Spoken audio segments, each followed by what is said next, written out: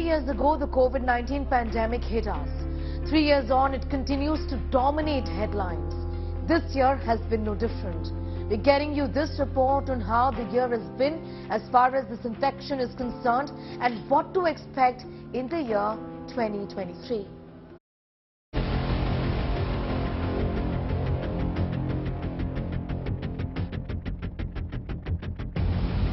India is on an alert as the Chinese flyer has tested positive in Agra. Does the China COVID surge threaten us here in India? Another year of uncertainties. From COVID surge due to the highly infectious variant Omicron, first detected in November last year, to the surge in India early this year. COVID continues to throw surprises at us.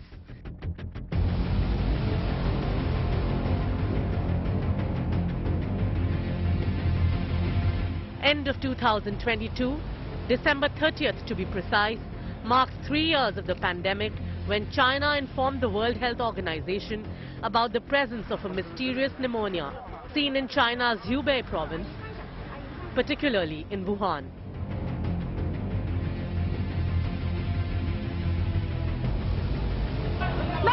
Three years on, China has hit global headlines for a monster surge of infections, deaths, and abject failure of the healthcare system.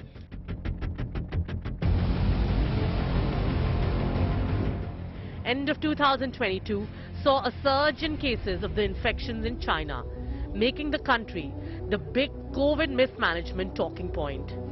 First, the strict zero COVID policy and the heavy price the Chinese had to pay, sacrificing their mental, physical health and freedom.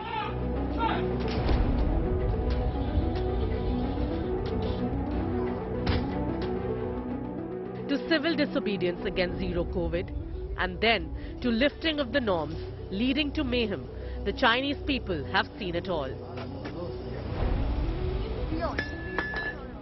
WHO is very concerned over the evolving situation in China, with increasing reports of severe disease.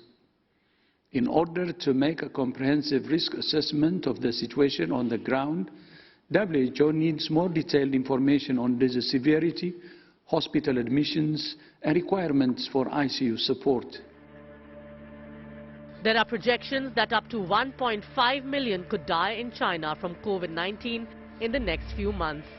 The Lancet published a report projecting 1.3 to 2.1 million deaths. By any yardstick, the year 2023 won't be an easy year for the Chinese. 2022 marked another year of the world's cluelessness about the origins of the novel coronavirus. Years after the first COVID-19 outbreak in China's Wuhan, there is no conclusive evidence of how COVID-19 originated.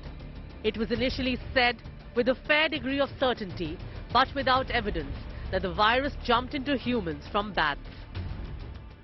We continue to call on China to share the data and conduct the studies we have requested and which we continue to request. As I have said many times before, all hypotheses about the origins of this pandemic remain on the table. Globally, periodic surges, including in Hong Kong, South Korea, Europe and US, continue to be reported. While different subtypes of Omicron are in circulation in many countries, BF.7, the one driving the surge in China, continues to be the most discussed. In India, the recombinant XSB variant of Omicron is present in over 65% of the samples. Experts dismiss the chances of an increase in cases here, explaining that the parent lineage of BF.7, BA.5 is hardly present in India. Earlier this year, India reported a monstrous surge in cases, but not in hospitalizations owing to COVID.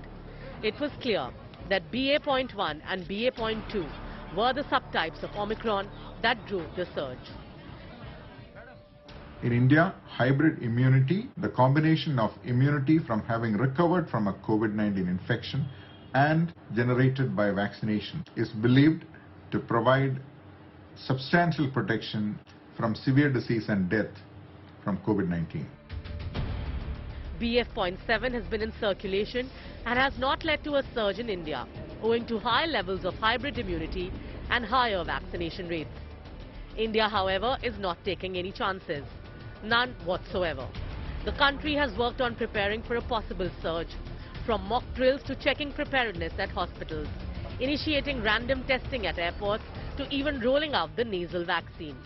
The year 2023 will see India on its toes, ready to combat a surge, up its game vis-a-vis genomic sequencing and take the challenge head-on. With Sneha Modani, Bureau Report, India Today.